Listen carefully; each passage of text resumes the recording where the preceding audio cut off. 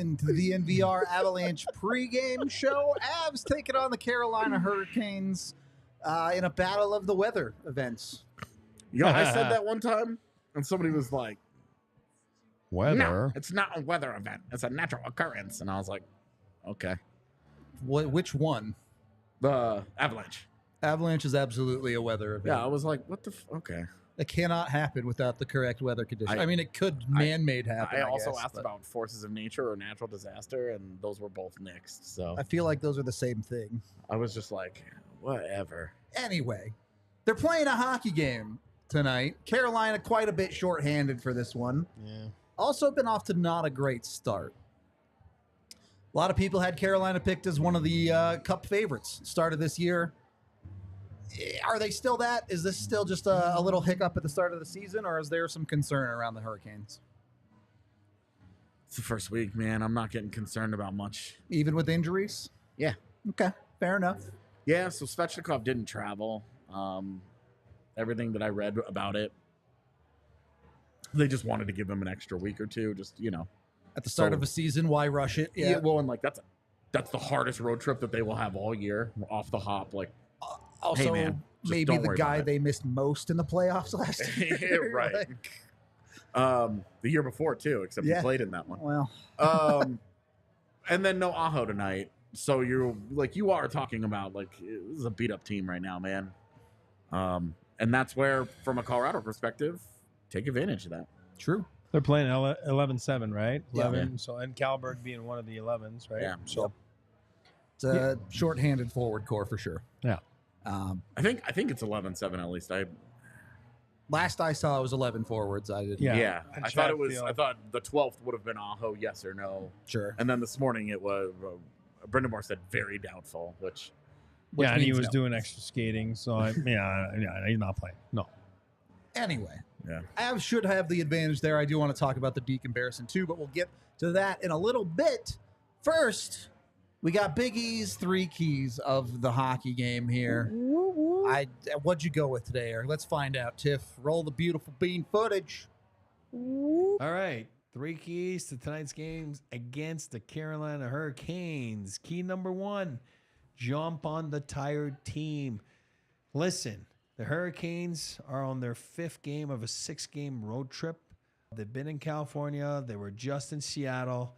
Not sure. I don't want to give you false information if they flew in that night or they flew in the next day after the game. But still, they're doing the same little bit of a trip as the Avs did with San Jose and the Seattle Kraken. They're going to be tired. It's just a known fact. When you get on the road to start a season like this, you jump on them early. The Avs benefited from a optional skate yesterday. They should be ready to go today. You jump on that team, and you want to make sure that you jump on them early and you get going the way you do it. There's 3 goalies that have played for the Carolina Hurricanes right now. Henderson got hurt on the shot the other day. He missed, I think he left in the first period. Ranta was pulled last game, and I don't want to use his name right now. I'm not the best, but the pronunciation of that third goalie. But it's been shaky. It's been shaky a little bit.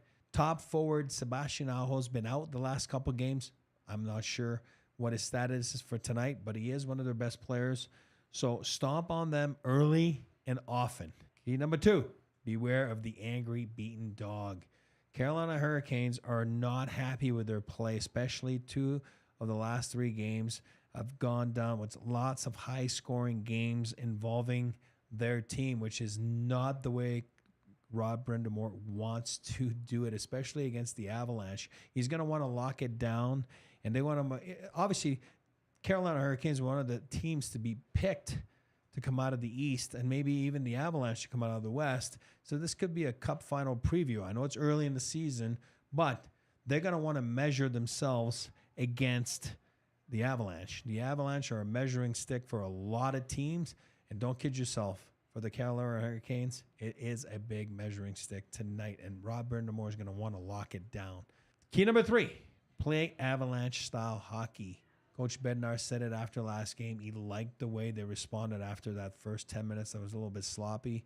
Georgiev was there to clean up the mess, but he wants to make sure that they play with direct plays. They want to make sure they check good. don't want to get into a track meet, even though we all know the Avs can because they have the best weapons to do so. But if you want to play the right way, and I do believe the Carolina Hurricanes, like I just said in my last key, are going to play the right way tonight. And you're going to see the Avalanche try to respond to that and to make sure that you play your game. You create while checking. You hear Bednar saying that all the time at his pressers. It's very important to create your best offense by being very smart defensively. Should be an exciting hockey game tonight. Go Avs, go. Eric, on your last key there, you're talking about the Avs playing Avalanche-style hockey. Carolina, a team that usually likes to play super high-volume shot hockey, too.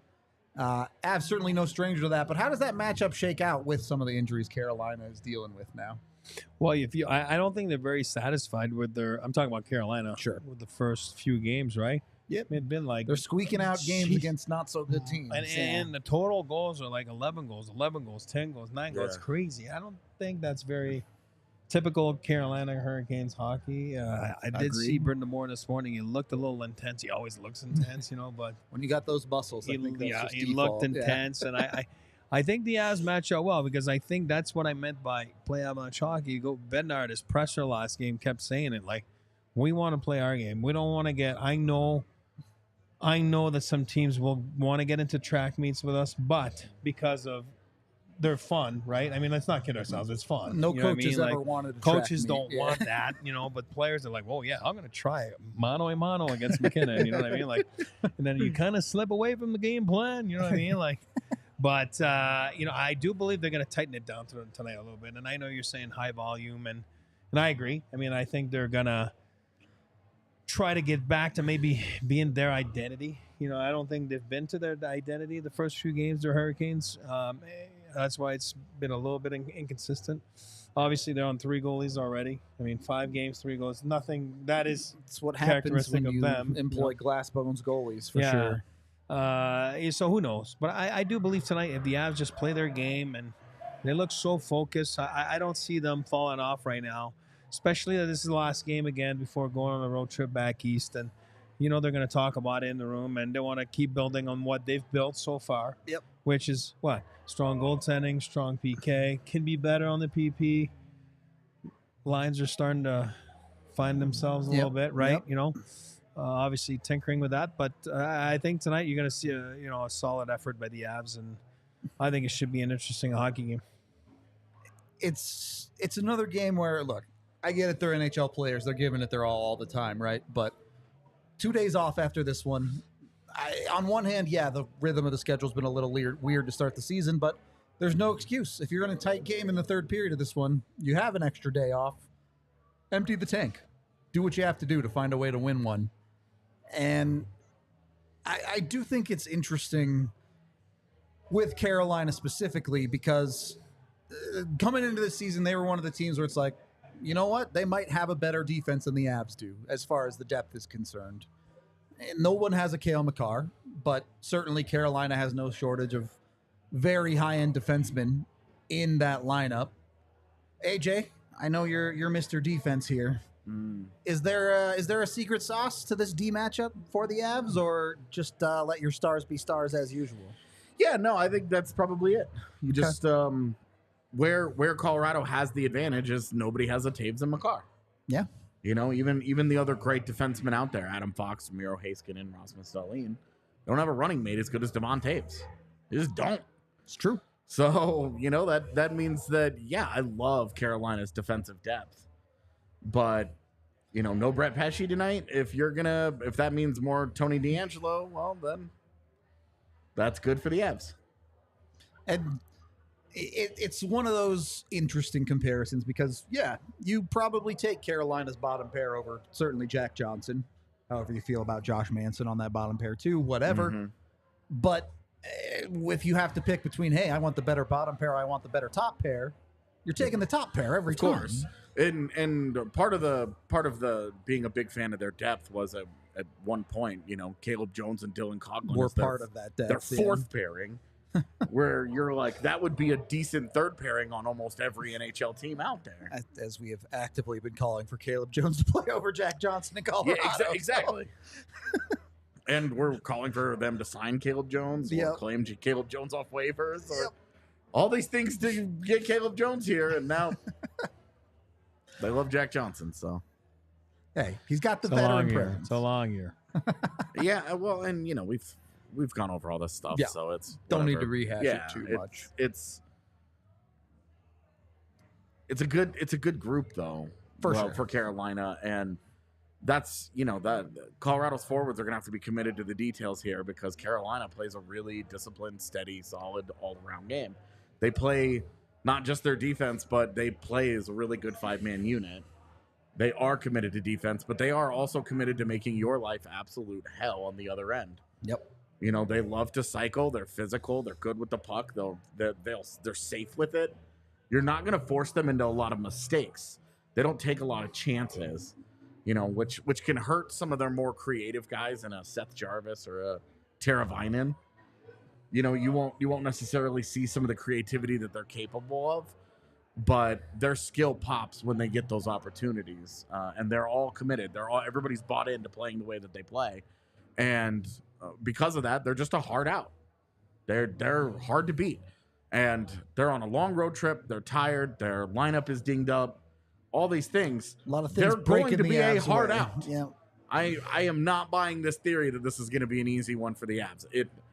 The Ducks are in a row, and if it happens, great. But Gotta earn it. I think I just trust too much in Carolina. I mean, it's what good teams do, right? They find a way to be competitive even when the chips are down. We saw this with the Avalanche last year. Yeah. Do you think teams were licking their chops going, oh, my God, No John McKinnon, Lufudi's on their yeah. second power play unit. Dennis Mulligan's playing 18 minutes a night. Like, it was like, yes, this rules. And the Avs would still beat them. So, good, mature teams like that. Let me ask you this, because last year, the Avs' home record was just okay. Is it important for them to get on top of that this year, to be strong at home, to make it a building that teams don't want to come into? I think it is because I think he brought it up a couple days ago, Bednar. And now I don't think the question was really asked, and he gave the answer. You know what I mean? Like, meaning I want people to know we want to be a better. If you go back to 2 years ago, right? And that's what he was talking about. 2 years ago, teams puck drop, boom, teams were coming in and they were stomping on them. They were going after them. And I think he wants to get back to that.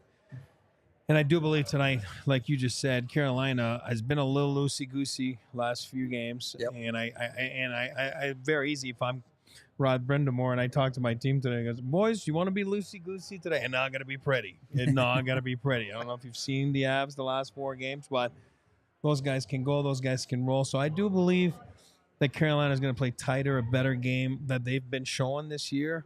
But I do believe the Avs are, right now, they're so strong. They're so rolling. I don't know. I expect a big game out of the Avs tonight. And, I think that all 4 lines are going to contribute. I do believe you're going to see a power play goal. Hopefully for you, Johansson gets a point. We'll get to the bets in a second. And then, I'm expecting a big effort, especially with the home game that Bednar's been stressing apart. And he's been stressing about.